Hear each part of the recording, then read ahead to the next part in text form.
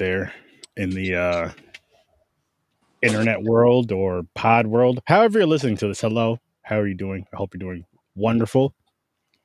And I hope you're going to enjoy the show. I hope you enjoy the show. Countdown to Carolina Fear Fest. The song for tonight, Trapped, by Tupac, of course. Link is in the description. Check that song at the end of the episode. But episode 493, Trapped in a Web with eight-legged freaks. Eight-legged freaks. Damn. I'm a little high, guys.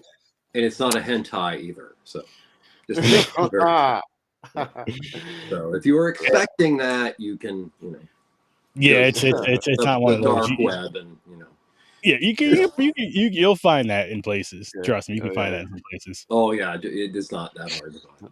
Nope. And before we definitely get webbed. Oh yeah, and before we dive into this craziness we're about to get into, because it's gonna get weird and strange here. Yes, I said weird and strange. Not as crazy as it gets on Vision, but you guys do need to start checking that out. That's every Friday at midnight. We get weird, we get wild. I promise you, one of these nights I will get Trevor on there. I got James on there. I will get Trevor on there one of these nights. It'll be something that in the distant down the road, we're gonna have something planned out. We're gonna have something fun planned out. I already have something in mind. Very nice. And look forward to it. To an extent, we've discussed it a little bit briefly, but it's gonna be fun, and you guys should be there for it. But it's gonna be a weird ass movie for sure. It gotta be. Yeah, it gotta be. But that's Trevor's forte, is those weird movies. It is, and I didn't. And what's cool and what I loved about it is I didn't even know it, because like over on which we went through all the Godzilla movies over on the Scene Times. You guys need to check those reviews out. It was such a great time. And I got to know Trevor on there, but I feel like the first episode that Trevor came on over here, I don't remember what we were reviewing, but the shit that he said on here that he was telling us that he watched, I see the whole other side of Trevor, and I was just like, I thought this guy was like awesomely amazing. Was it High Tension? It might have been High Tension. It may have been. I think it was. I think it was High Tension and Matinee so far. Oh, then it was High Tension. Oh wow, I felt like you were here more. It was Godzilla, because we did 16 weeks. We were together for 16 weeks of Godzilla. Not a bad thing. I'm not complaining. No. But like that, it was a High Tension episode. I don't remember what you said on there, what movie you said, or whatever it was where that conversation went. I was like, yo, this guy just went up. He was already a great in my book, and just like went up even higher with this conversation with the horror stuff. It's just an amazing amount of useless knowledge. So no, I'd say it's amazing. PhD. So it's not useless though, because it brings on these awesome conversations like this. And many, many, many, many others that we're going to have. But no, the cool thing is what I was going to say. People don't judge a book by its cover. Don't judge people and all that, which you don't. I don't. But it's just like looking at Trevor and then hearing the movies that he was saying, you're just like, he's never seen these movies before. Godzilla, you believe. But these shit, I'm just like, oh, wow. And then when he's telling us off the air, like what these movies are about, I'm like, I got to see these fucking movies, Trevor. Especially when you say like a new movie, you're like, oh, you see that new movie that came out? He's like, no. I guess it's 1959. Legs like a lady with 415 legs. Yeah. But the thing is like the things that you bring to the table, like when you tell us these movies, I'm just like, I'm way more interested in whatever the hell we were about to talk about. I want to see that shit. Yeah, I know. Yeah, I want to see that one now. Yeah. Yeah. And I just, oh man, it's just so awesome. It's just so awesome. Oh man. But I guess we could dive into these spider freaks. These spider freaks. David Arquette. Yes, David Arquette. And the reason why we are reviewing this movie really quick, Road to Carolina Fear Fest. I'm going to be going to Carolina Fear Fest, as you guys know.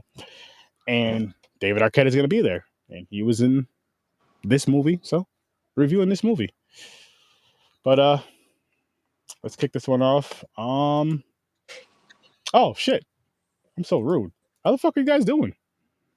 I'm doing quite well. I'm very happy to be here, Sturdy and James. Thank you so much. Hell yeah. James, how the fuck are you doing? Doing good. Always good for a pod night, Oh yeah. And it's been getting like, I know it's been a couple weeks, guys, since we've cut it down to just Thursdays and Fridays, but it is so. My Tuesdays are all over the place. Mm-hmm. My Tuesdays, like, I'm just like, I'm so used to podding on Tuesdays because I've been doing it for the past few years. Mm-hmm. Oh my God. And now we don't anymore. It's been too long, Chad. It's been too long. We miss you, bro. Doing good. We got to collab soon, man. We got to collab soon. Yeah, let me know when you're free and shit again, man. Oh, man. By the way, go check out his podcast, Video Store Clerks. Those guys are fucking awesome. Yeah. Fucking awesome. Video Store Clerks. Drop a link in here, Chad. Don't pop movie. They all movies. They don't just do a specific genre. I know they're huge fans of horror, but yeah, go check them out. They're phenomenal. Phenomenal show. And we've worked together before, and we're definitely gonna work together again. I understand that, man. You gotta take care of business. I get it. But 8-Legged Freaks. This was the first time watch for me. And of course, like I said, I watched it because of the con and stuff. And I've seen it a few times. This is a fun spider movie. Like, if someone was like, I want to watch a fun, silly spider movie with a little bit, I could see how people, if you have a fear of spiders, I could already see how you could be afraid of the movie. 100%. I get it. But I feel like it's a fun spider movie. And I feel like this is actually a good movie to introduce, depending on how what you let your children watch as far as horror goes. I don't feel like this is a bad introduction one. Oh. I mean, there's like violence, but it's like soft violence. Yeah. It's like spiders just jumping on people. It's like nothing crazy. It's the old thing with monster-based films or things of that nature. You know, if the goo was red, it would get an R. If the goo is whatever other color, you're guaranteed a PG-13 or a PG. You're right. I never thought of that. I never thought of that. Cut it. Yeah. Oh, wow. Yep. You're right, because they're like, that's not blood. Right. Blood's red. You're like, that's... Yeah, but they can just make it a goop. they make it a goop, which also takes some of the fear away from it to an extent.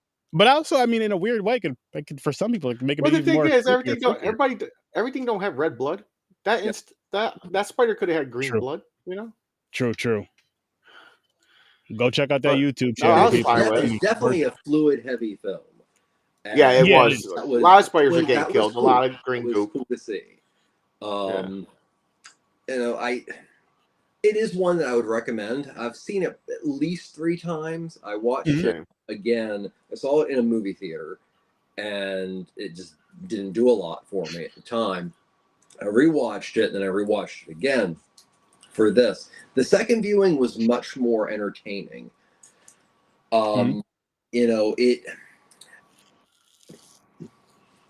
the film, it was like, okay, so the film that I would compare it to the most is Evolution.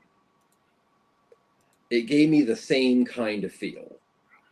As far as that being an X-Files comedy style, and this being this just huge amalgamation of monster movies.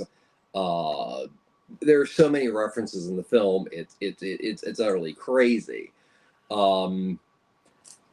I mean, I hate to say anything negative about David Arquette, but I didn't really care for him as a character. I didn't think he was a believable protagonist. No, I was more with the sheriff. The sheriff is by far more of a that and I cannot remember his name. I feel hard. I remember movies he's been in, but the conspiracy DJ.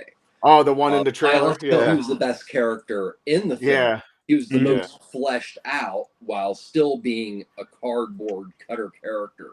Yeah. That was probably my biggest issue with this film, is that it all was a little too predictable, and the characters just don't have any meat to them. Now I can see where, I mean, most likely that was done to reflect horror movies, big bug movies from the 1950s. There was like, it was cookie cutter character writing. So, you know, to an extent, but it's like David Arquette. I mean, love the man. He's phenomenal. When he was in Scream, it was perfect. This one, it just, everyone around him shined more. I agree. And the thing is, he's like known for the little silly goofs in movies. But the DJ guy, the conspiracy guy, it was funnier than him. And the little comedy with the spiders. When the spiders were getting hurt and everything, they had to like, ow. You hear the little owls and everything. Yeah. The little silly crap. I was like, what the hell? Yeah, I was actually watching it with Cindy, and a couple times she was just like, the spiders are freaking talking. And I'm exactly. Like, yeah, it's funny the first 2 or 3 times. Yeah, but there, I'm saying there had more that had more comedy than his character, and he's usually known for the silliness. Yeah. Well, he was, you know, so I forget his name. I think it's Mike. No, Mike's the kid. The young kid. Chad got Dougie Doug. Dougie, same here. He was the DJ. Dougie, he was the DJ was Dougie Doug. Yeah. Okay. DJ was Dougie Doug. And what character did Arquette play? What's up, George? Arquette was. See, that's how bad it is. You can't remember. He's the main character. You can't. He's the main character, and I can't remember his name. I know. It's crazy, right? Well, in short, one of the things that first got me was when his character was supposed to be this bad boy that comes back to, you know, grasp the inheritance of his father. And, you know, he's down there in the mines telling them about methane. And it just like, it gave me okay, so Chainsaw, the one that why can't I think of his name? Toby Hooper? Not Toby. The main character was Chris McCormick or Chris. The Saw movies, the one that recently, not the one that came out. It was had the comedian who wrote it too. I don't. Okay. It was the comedian that got hit by Will Smith. Chris Rock. Spiral. Chris Rock, yes. It kind of reminded me of the same way that Chris Rock was disappointing in that film. It was the same way I felt about Arquette. Now this is a comedy, and it goes better. It's like there's something about, you know, if your character is supposed to be you know, even if it's a little guy working his way up, it needs to be somewhat believable. And that's kind of where I felt with David Arquette. The kid, Mike, very much like, you know, an upper middle class version of like Short Round or something. And there was a Goonies feel definitely to him too. You know, it was fun. You know. No emotion. Didn't even show emotion. His friend died from spiders. I think Ray died. That's it. Yeah. Okay. He went and visited him every week. Didn't care. No tear. Listen, I like good, Bill Noonan played the spider collector at the beginning, which okay, so he's really kind of royalty in horror. He's one of those people you just see in a lot of horror movies. He played the Tooth Fairy in Manhunter. So to have him as the, you know, pseudo-ish, you know, what is a contemporary 2002 mad scientist? A guy who deals in exotic spiders. So the basic plot is very much like a 1950s big insect film. So the big bad boy in this film is toxic waste. And toxic waste is being stored in caverns underneath a dying mall called the Prosperity Mall, which back in 2002, working, as a manager for malls, it was that time that all malls were starting to go, ugh. But what happens is somehow in transporting this toxic waste illegally to under the caverns, a barrel falls into the lake, little body of water, not even a lake, and it somehow screws with crickets. So this whole film starts based on the fact that you have toxic waste, contagion crickets that are super steroids for spiders. It keeps going. The plot is so nil in between that. That's pretty much all you need to know, and everybody else is just a cookie cutter character. Mick, I think you're muted. Fine, hey, whatever. Man. Mute me. How listen, dare that you guys? It was all me, but I'm pretending it was you. So I would never. How's it going, Mick? How you guys doing? How you doing tonight, Mick? Good. Good to see you. Good to see you guys. I had a listen. I want to say thank you to Sturdy for this one. I haven't seen this. I worked in a movie theater when this came out. I saw it then. I think I was working projection at the time. I might have been on the floor by that point, but it was just, yes, I get demoted very quickly. But no, I did. I went and saw this in theaters, and I loved the aspect of it just being this goofy. First of all, Kari Wuhrer. Love Kari Wuhrer. Mm-hmm. Full career. Amazing. Everybody in this movie. Early role for Scarlett Johansson. Very early role for Scarlett Johansson. And actually, acting wise, she stands out versus everybody in the film, and she's not even in the film that much. That's true. Yeah. I forgot she was in it until we redid it, and then seeing David Arquette in there playing, he played a pretty good role in this. I just watched Ready to Rumble not too long ago, so the wrestling him play a more straightforward person in it. I see that shit because he's so obsessed with wrestling. He's like, I'm making a wrestling movie. Wasn't he champion for a little bit? Yeah. Oh, WCW champion. Not WCW. He was the WCW. It was a promotional thing, and he won the belt in a match. And then he's solidified as very Andy Kaufman of him. Yeah, true. A lot of celebrities do it now. So like he could be in like Wrestling Hall of Fame and everything if it ever happened. Billy Corgan. He was a champion. Yep. That's true. What's everybody's ratings on this before we dive into any further? I like it. So I'm going to go ahead, and if it's me, and since I'm late to the party anyway, I will say this one gets a 6 from me. 6? 22 years ago, probably a 4.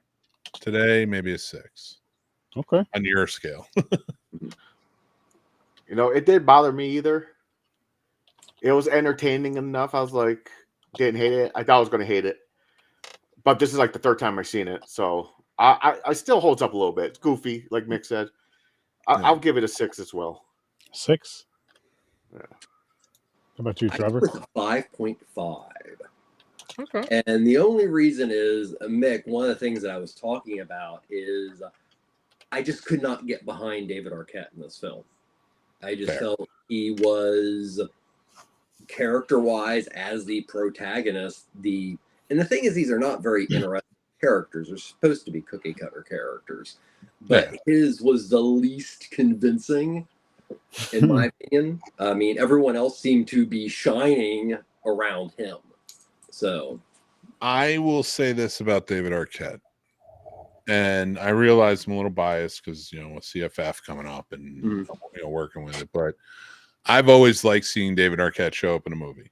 Oh, I love David Arquette. When he shows up in any movie, it's comfortable. I feel like the Cusack effect. Yeah, that's a great. Oh my god, I love that idea of it too. The Cusack effect. They show up in the movie. It's automatically and you automatically like it because they're there. Yeah. It's like film family. So I mean, I can't think of anyone who could have done this movie except if you're going to switch him out with anybody. I just wish you switch him out with Nicolas Cage because I would love to see that. I'd love to see that goddamn performance. No, we're not going to. We don't need that bullshit because it would work. It would work too. I'll watch Nicolas Cage in anything. I'll be honest. I'm going to tell you this right now. If Nicolas Cage was at this con, that would be the one movie I would just avoid every. Yo, what about now? Fuck that. I wouldn't be covering that shit. I think it would work too with Nick Cage, especially when this came out a little bit younger than Nick Cage. No, it's not going to work. Don't put that in the atmosphere because he's going to hear that or feel that. He's going to remake it like right now. Hey. And then he's going to play the fucking spider. I love it. Well, you giving it an air? All right. Well, I'll take him out. But David Arquette, I feel, worked for this because he was such a goofy character in it. Like the fact that like you can't have like a strong hero in this role. Like she is the strong hero. Kari Wuhrer covers the strong in this. I like the gender reversal of it. Like she's the strong sheriff, which in a 1950s version always going to be a man. Be a male. Yeah. And the woman who is like the bumbling getting into trouble is always going to be, like I said, a woman like in those 50s movies. So flipping it, making him come home, and there's like this love story there, but not too goofy because he played it pretty straight well enough, I think. Like goofy enough where I'm like, okay, this woman does actually have feelings for you. Sort of like he's goofy, but at the same time, like he's trying to do right. He's trying, and he's back in town. Like but he is heroic. He goes back for like the old lady and such. Like, I don't believe The Rock is going back for the old lady.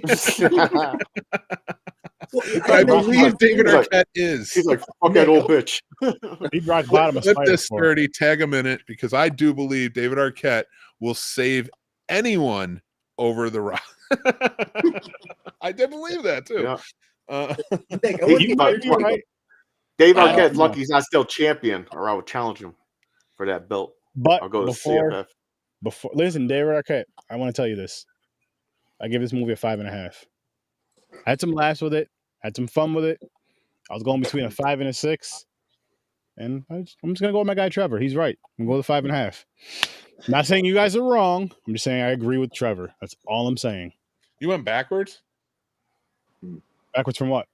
You were at 6, weren't you? Before, I think. No, I never. I was a 6. Oh, you didn't give yours. That's right. Sorry. James and I were 6. Yeah. I think this, I mean, all right, listen, I love David Arquette, and I love Scarlett Johansson, and I love Kari Wuhrer, and I love all the actors, and Tom Noonan, the whole nine. Oh, speaking of David Arquette. And I'm going to tell you straight up, I really enjoy this movie. But 6 is high.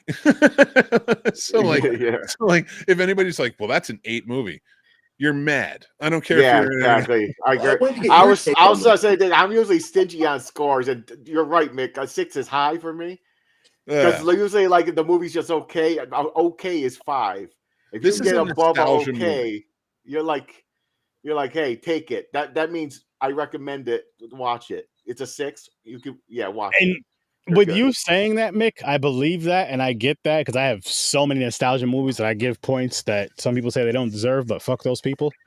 I want to point out this would be a great double feature with the 1986 Blob. Oh yeah, so very different films. That Eight-Legged Freaks is not a remake, but it is a homage to a whole movement of films. I believe we reviewed the Blob and the remake too, right? Oh yeah, we did. We did. Oh no, Liz, listen. I really have that down on the list. We are going to do that. Liz, we got to do. I was going to watch it. He said, "You know what? Forget about Liz. Save it. I got an idea." That's not what I said. Everybody, and so here's what really happened. Real quick, if I can ask you all real quick, everybody bow their heads, and I got to make this prayer. God, please let me win the mega jackpot, because I want to take that money and I want to accurately get it right. And I want to do Helen Keller versus the Lord of the Flies. And that's the next movie I want to make, and I want to get everybody back for it. But I need to win that Mega Millions jackpot to make this movie, and I need your help to do that. I want to be a part of that. Let's start a GoFundMe, and I want to buy the Blood Lake rights for Sturdy. There you go. Listen, if we're going to get the rights for Blood Lake, we have to get the rights for Helen Keller. We can afford that now. I just have this vision of Helen Keller roaming around going, why do they call him Piggy? Why do they call him Piggy? Wait, I can't speak. Oh, no. Oh my God! You have to see Helen Keller versus the Night Wolves. Yes, Trevor, you have to see Helen Keller versus the Night Wolves. It's one of those movies that I've heard about it. Yeah. Turn your brain off, enjoy it, and then watch the review right after. Like the Werewolf versus the Illuminati film. Trevor, yeah.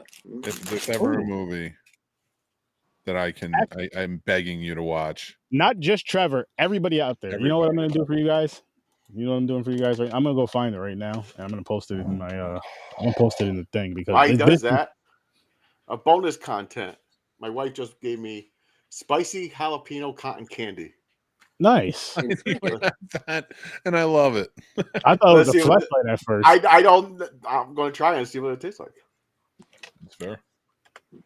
Oh, Mick, I wanted to ask you real quick because I brought up the beginning before you were here. Yes. So this movie gave me the same feeling, and I give it a 5.5 to this day, that Evolution did. Good pull. Remember the Duchovny movie that was an X-Files novel? I love that movie. It was a great movie, but it wasn't, at the time it came out, I think this film, like that film, has actually gotten better with age. Yeah. When it first came out, like Evolution, it just, you got to remember there was like 12 years separating Arachnophobia from this film. Yeah, there wasn't. So it's not an Arachnophobia ripoff by any stretch of the imagination. And watching it, I have to say that, unfortunately, I don't know any of the names of the technicians or the supervisors at any time, but I thought the CGI in this film was phenomenal. For 2002 and a low budget, like sort of schlocky horror. Yeah, these are really good. Close-up CGI, there was issues with, but their ability to utilize CGI, especially there's a scene involving jumping spiders, particularly that species, and a truck. And I remember watching that being like, okay, at some point there's going to be this major issue that just makes it look a fool. And it really worked. And that is a testament to the film. That's why I give it that extra 5%, is for a low budget. And, the poor guy who directed, Elkayem, he went on to do like these Living Dead films. Let's see here. What were they? They were, I felt kind of sad because he did this film, and then he went on to do a whopping 6 films that included Return of the Living Dead Necropolis, Return of the Living Dead Rave to the Grave. Yes, I saw that piece of turd. And Without a Paddle, Nature's Calling, 2009. So, wow. This made me wonder here. Okay, so what kind of budget are we working with here? Can't be a lot, but apparently it did not do well. Oh, actually, it made over spectacular. No. It was budgeted at an estimated $30 million. Its U.S. and Canadian gross was just over 17 million. Oh. This would explain why this director went on to do some pretty dreadful things. Yeah. Well, I remember it being a flop when it came out. Well, 45 on a 30 million isn't that bad. Everybody pulls in the elusive marketing budget, which doesn't factor in. I don't know why everybody keeps doing it. That's just me. Well, I'm not going on another rant. This film probably did very well in China. This is a film that made its money probably in China, and then also it made a lot of money in the home video market. I also remember this one popping up a lot on cable services.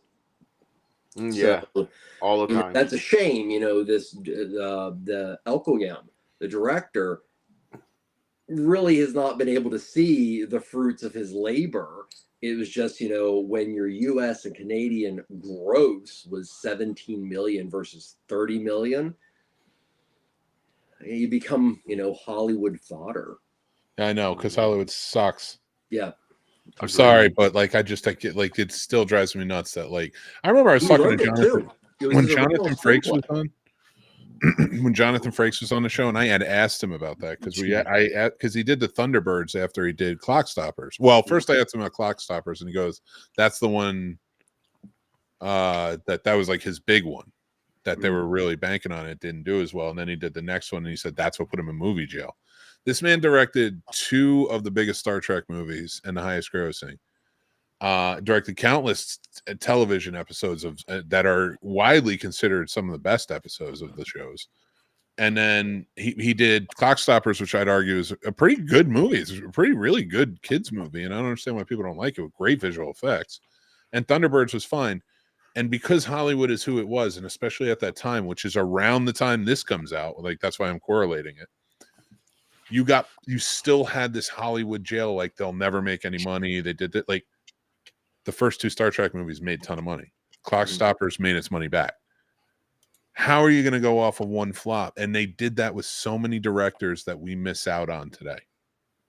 That we miss out on having been able to come up through the ranks and be dominating like the Steven Spielbergs and the Martin Scorseses and all them were today.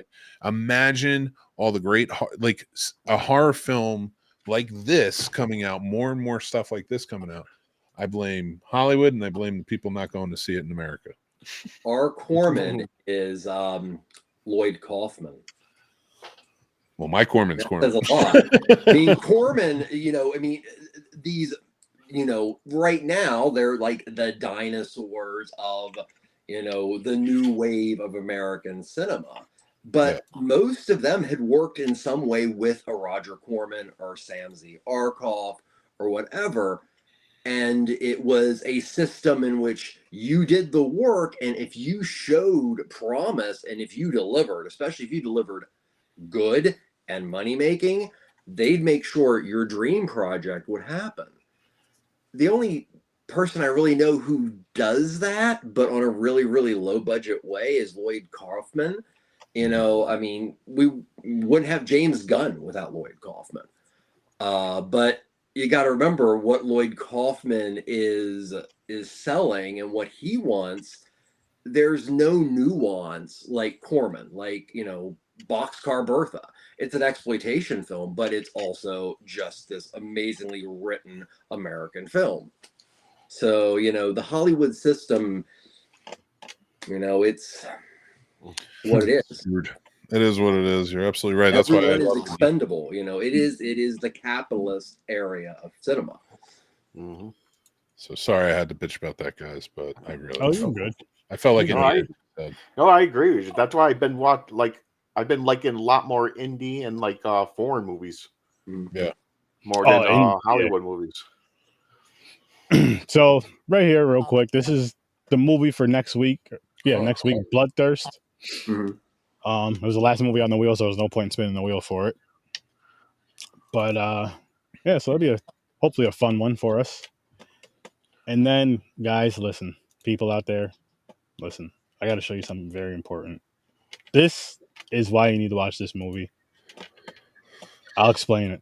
There's really going to be no explanation needed to, say why you should watch this. You should just. Oh boy. Oh boy. Yep. Mick, are you ready for this, Mick? I don't know if I'm ready for this. I'm in though. In for a penny, in for a pound. Okay. Good. Because you played the trailer? Yeah. Oh Jesus. James, listen. Sometimes you have to do this for people, You have to. I can't be selfish, James. I can't be selfish to the world. So here we go. You have a collect call from Ross Patterson, an inmate at Street Justice Films. I want to tell you a story about a little girl who lost her eyesight and her hearing during a horrific wolf attack. This girl went on to save her entire town. What is Helen Keller doing here? She on a blind date? Simply by using her other senses. What's Helen Keller's favorite color? I bet it's corduroy. And a bunch of other cool shit, too. I think your sister has a gift. I'm gonna teach her how to read lips. Diner. Whose vagina? I can hear you just fine, fuckface. I can pick up the vibrations of your voice through the glass. You're a real fucking miracle worker, Ann Sullivan. They laughed at her lack of hearing and sight. She's blind! She will laugh standing over their grave. Jesus, that's really fucking dark. Sorry. Never made love to a black guy before. Oh, I'm not black. Everyone's black now. From the man who brought you FDR American Badass, Poor Boy Drowning at the Fury, and the first ever best-selling romance novel for dudes, At Night She Cries While He Rides His Steed, Stay James Street James. I just taught myself Braille on tape. Starring Blythe Moynihan, Darth Granite, Bambi Lightfeather, Peter Portnoy, Maggie Martindale, Ronald Shortloin, Peter Tom Donnell, Legs Diamond, Wilf Hamelback, the Scagnetti Brothers, Denise Shrimpson, Guantanamo, and featuring Van Sant Law. You have the right to remain silent. What's the difference between Helen Keller and a normal person that can hear and see? I'm not a fucking pussy. Helen Keller versus Night Wolves. Okay, who turned off the lantern in the outhouse and left the plunger in the toilet? We're even. God damn it, Helen! Ass buggering, mothering, cunting, fucking goddamn shit. Help us finish the movie by clicking the link below and going to the How All about, right, Trevor, before you say anything. how about not clicking that link? Yes, no, Trevor. I understand what you just watched, and I understand, and I was apprehensive too. Mhm. I was Awesome. like, this is. Yeah, I was like, when I saw that trailer, I was like, I don't know. This just looks like schlock bullshit that I don't want to watch. And then I watched it. And I have to tell you, it's a straight up, it's meant to be a comedy. That's it. Like, it's just meant for that. It's It has a very Cannibal the Musical feel to it. Yeah. So like I think I I think everybody should. It's funny as hell. It's offensive, but it's funny as hell. It's so good. Oh, it's hilarious. It's a turn your brain off, let everything go. If you smoke, watch this movie. It's so good. And just have a great time. If you could watch it with some friends, like-minded friends, that'd be even better. But this movie, oh my goodness. So good. Like, so good. This That's is not what we're here to talk about. I want to talk about watching. Castellar's comment here saying Kari Wuhrer was great in this. Yes, she was. I've been saying it from the beginning. And Sliders. I love that show. Thank you. I love that show too. She came on towards the later seasons as a replacement as the female lead. She just fantastic. It's great. I love that show, and I think they should remake it and bring it back. Nice. I agree. I've never I'll seen watch that. it. Sliders. It's a sci-fi. It's a sci-fi I remember show. it. Yeah, It was on for several seasons. yeah. There was like 7 seasons or something. Yeah, like that. it was on for a while. They're trying to get home. It's like fucking portals open up. Mm-hmm. Yeah. It's Yeah, like they on have like a remote. it's like on a clock. Yeah, it's like a little remote. It's like a timer, right? You Yeah, gotta they're get on there. times. So they jump into different like worlds, Wormholes and shit. and it's all kind of like our world, Mhm. but just like completely different stuff going on in each one, right? So like, there are Nazis 1 in 1, or there's giant murder hornets, which is the first time I've ever seen a giant murder hornet. So when they said it in 2020, I was like, are we the Sliders universe? Those big bastards. But yeah, that was I might have to check that out. it was Yeah, Jerry good. O'Connell starred in it. Yep. Looks like it's on Peacock. So Yeah, check it out over on Peacock. I loved it. Thought it was a great show. But let's see what else. How do you see the Helen Keller movie? The original, The Miracle Worker. No. I'm not Oh, in that's a Bancroft mood. I mean the one with the werewolves. That's on YouTube. They're not even Oh, werewolves. YouTube. No, YouTube. You're right. YouTube. That's right. Yeah. It's on YouTube? Yeah, literally. Helen Keller versus Night Wolf. There's no werewolf. it Helen Keller versus the Werewolves? No, Night it's the Night Wolves. It's Night just Wolves. Okay. wolves with glowing. It's just red wolves eyes. that come out at night and tear up the people in the village. Don't It doesn't make a spoil. difference to Helen Keller. So, anything. you know, Don't start that. Werewolves, night wolves, Listen. dawn wolves, morning wolves. It's amazing.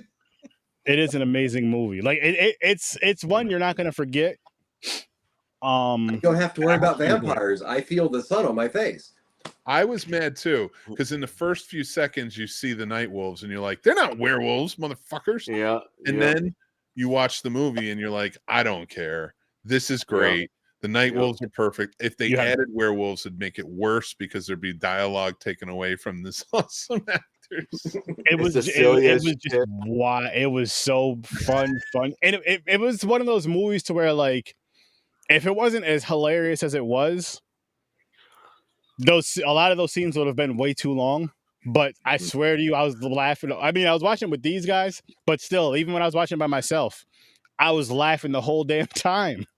I was high, but dude, I like literally hilarious. Like I cannot express enough. Like, I'm an absurdist, so like, and it is true absurdity, that movie.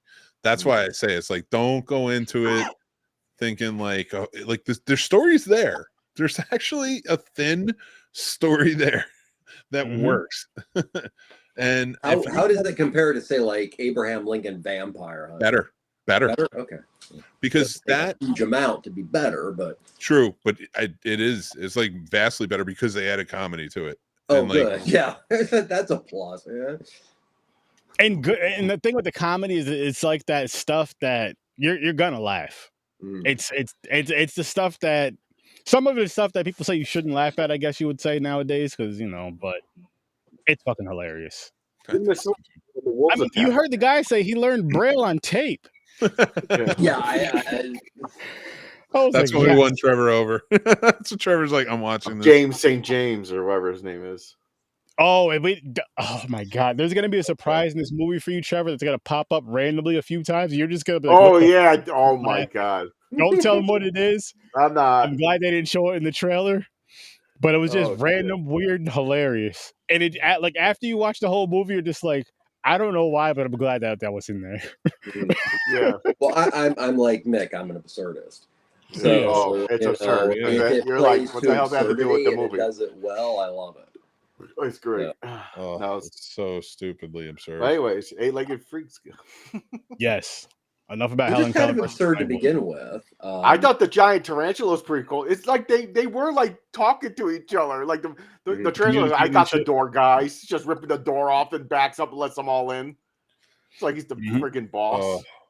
I think for me, I literally watched in the same day. I revisited the new film Infested, which, to my knowledge, is a French film. Now, there's a film that I feel falls in the horror zone, but excels in very tense character writing. So I watched this after that. So, my arguments about both of them seem to be like the opposite. Now it gives us, maybe it's too many spiders sometimes. I did love them all. Great reference to both Dawn of the Dead and Blues Brothers when the spiders take over a mall, and that's just truly awesome. And it really is awesome when you start understanding, because they don't talk about it really that much until then, that you're like, wow, it is 2002. Half of the stores in this mall don't exist. Mm-hmm. And it is cute with things like Prosperity Mall and things like that. But it's a comedy. It's fun. Mm-hmm. Really is. Yeah. And that's why I can get lost in stuff like this. Like, I give horror comedy a lot more leeway than I give most. Like the only time I'm really hard on horror comedy is if they treat the horror poorly. Like, if they take it seriously, I'm usually really cool with it. Whatever. Mm-hmm. And that's what I like to go back to, ironically, Helen Keller and Night Wolves, to compare it to this movie. In a way, it's none of it's ever brushed off, or like the threat is there. The funny is within the people, you know, and then within the circumstances going on at a time. Like, because even the spiders that were acting funny in it, which did take me out a little bit. Don't get me wrong. Like, I'm not saying that they should have done that, but even when they did that, like, it's still, there was an element there that I didn't mind. Like, but it did take me out a bit. So like, that's why points get taken off. You got to take it seriously, is what it comes down to. But I do enjoy this movie, and I think it's fun. Yeah, it was definitely a fun film. It is definitely worth a watch. It's definitely worth a watch. I'm not saying I don't think I'll ever watch it again, but just I'm not mad I watched it. What do you say? It's retired? It's a perfect movie for like ages 5 to 8 boys. Like a good starter. Yeah. Like, and then once you graduate from that, but also so over the top, and it's paced very well. That's one thing we'll definitely give Eight-Legged Freaks. And yet again, it is very sad that Elkayem, who was the director, he even wrote the damn thing. He did this other film that was like a Universal Monsters ripoff before this. I forget the name. But, it is sad that, somebody with a promising career, now whether I'm going to say I love this movie or not, or, would I truly recommend it or put it on any must-see list, but it's very admirable for somebody's first major film. And nobody looked back at it when it started to make money in home video and on cable and go, maybe we should give this guy another chance. No, he's relegated to as low as you can go. I mean, basically, he's making sequels to old Bull films. Yeah, that's pretty low, boys and girls. Fair. Yeah. That's awesome. Man. Well, I guess I have to ask one question. So, of the four of us here, are there any of us here who are truly arachnophobic? Nope. I mean, I don't want a million spiders crawling on me or anything, but like, I don't know. I'm not really arachnophobic. Yeah, I would hope not. I don't even want one crawling on me, but I'm not like shame, but No, the spiders like a house spider or anything. I'll pick it up. What about a tarantula, James? Yeah, I'll hold one. If you don't provoke them, I mean, you're gonna be fine. That people have them for pets. They have them on their shoulder, let them walk around them and shit. I'm good. People also, like I said, the only thing I have fear of is heights and death. What about snakes? That's the good one. Yeah, snakes. I'll hold. Nope. See, no, you can keep. Well, I'm going to tell you, one of those fears is definitely going to come true one day. I know. Well, I mean, I know everybody's afraid of death, but I'm talking about like death for no reason out of nowhere, like that, like my luck, like getting surgery and I don't wake up because I'm under and I don't wake up type shit. It's that type of death. The surprise. He's a surprise. Much rather, not to go all morbid and stuff here, but I'd much rather have a surprise than have a year of suffering leading up to death. Well, I guess you put it that way, but my brain don't work that way. It goes too bad. You're still going to be afraid of death. Yeah, I mean, But no, heights, man. It got better, but it used to be when I was younger, I couldn't cross a bridge. I used to walk to the doctors with my mom, and I had to walk towards the road because I couldn't be too close to the edge. And climbing a ladder going to a pool, 2 feet off the ground. I wouldn't jump rope. Damn. Because I didn't want to be in the air at all. Mm-hmm. Never flown a plane and never will. It's not necessary. You know who did fly a plane? Helen Keller. Helen Keller. Yep, she did. She did. She did in 1942. Yeah. They didn't believe in me. Wasn't she the one that found? I told Chrissy there, and they didn't believe me. She flew a plane. They didn't believe me. Just saying. It's true. Yeah. And she fought some night wolves. Oh shit! I don't. Oh man! it was bad enough with streaming, but I have to say, as you go through a channel like Tubi, you really don't know how many like knockoff films are being made today in comparison to the number we had back in the video boom. I don't know how these movies. I mean, we're talking spider movies. I mean, yeah, at least 10 spider movies that you could name off that are all of that like very poor quality. Let's try to at least live up to like Sharknado 3. So.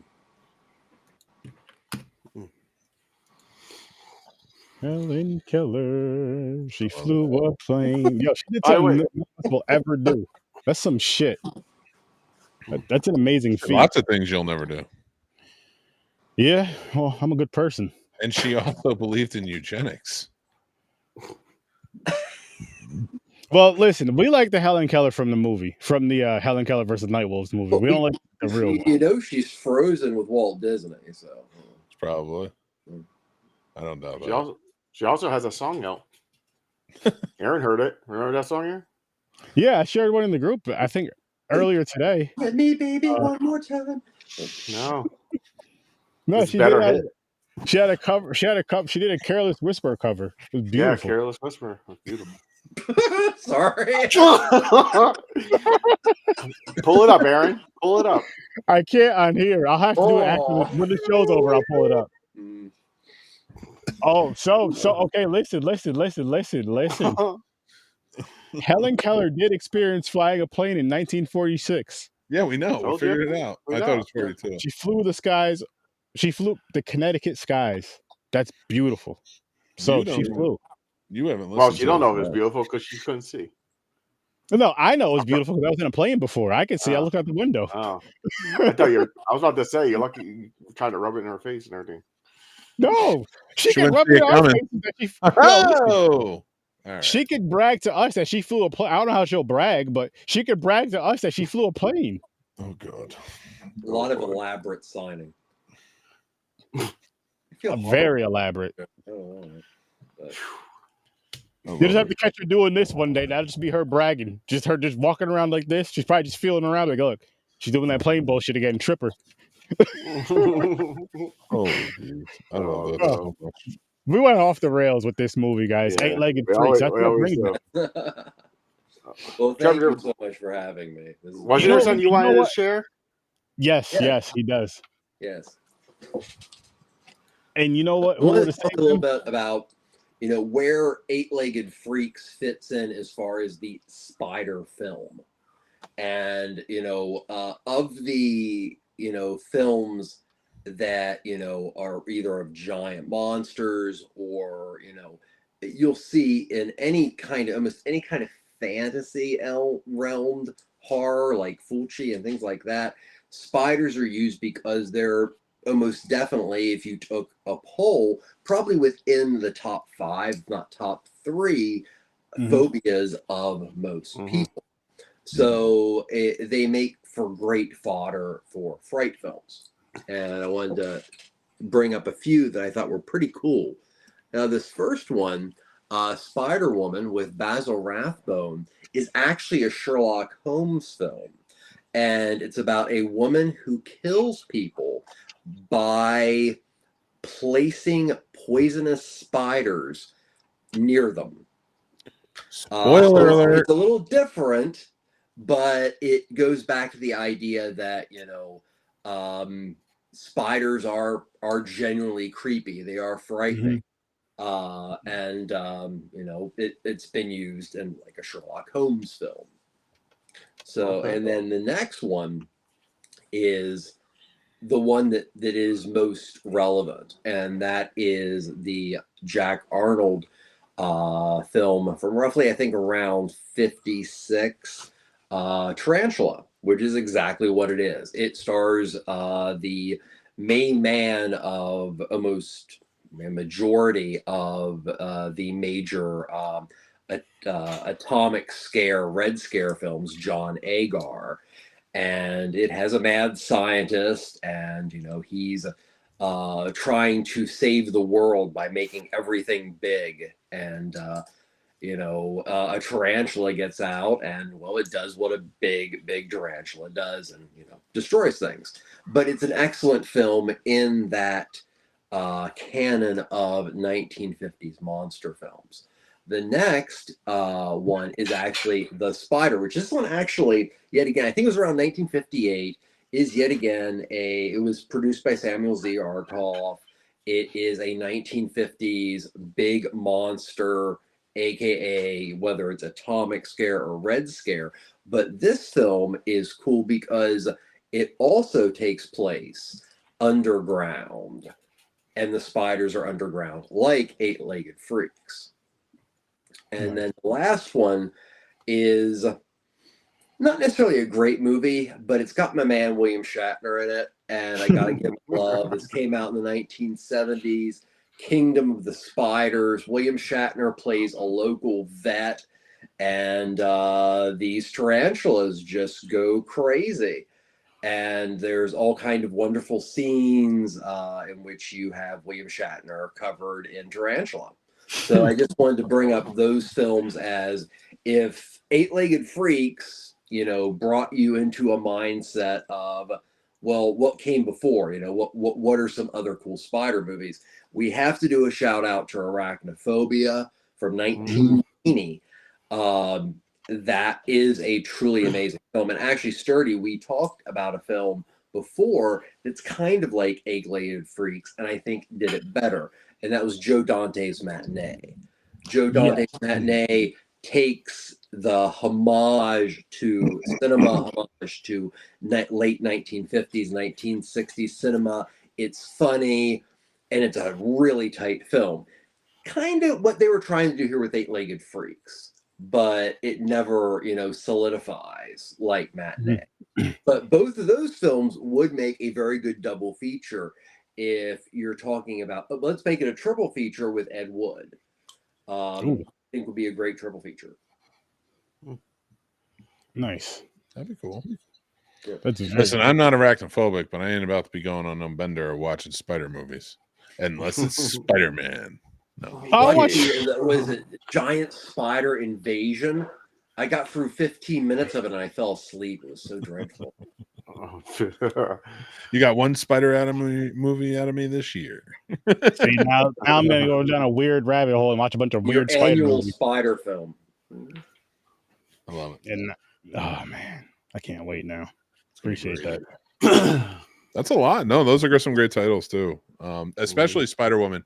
I love the Basil Rathbone run of Sherlock Holmes movies, and that one stands out in my opinion. That's a particularly. They also made a sequel to it, from what I understand.